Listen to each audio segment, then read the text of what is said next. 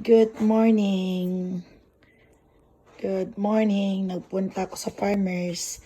Maraming tinda doon ng mga gulay at prutas sa harapan ng hospital ng Kaiser na pinagtatrabahoan ni Judela. Ito yung nabili kong sitaw. $2 ng isang bundle.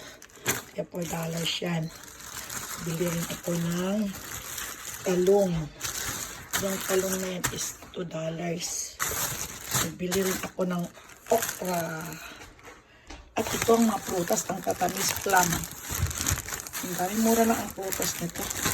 Ang dami oh. $3 lang lahat.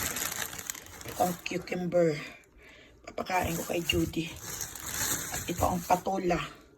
Ihalo ko sa miswa bukas. Itong kalabasa, gagataan ko na lang ito with hipon. At ito, bumili ako ng honey.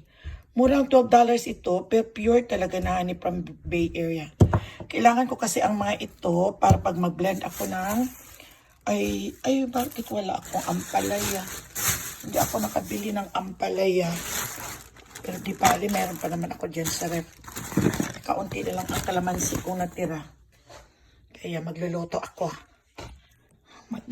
ako. Itotorta ko to sa itlog. Ito igigisa ko sa miswa. Sa susunod na araw. Ito adobo ko sa baboy.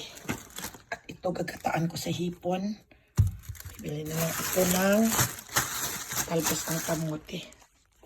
Okay. This is for today. Ito ang pinamalingkihan ko. Bye. See you next time.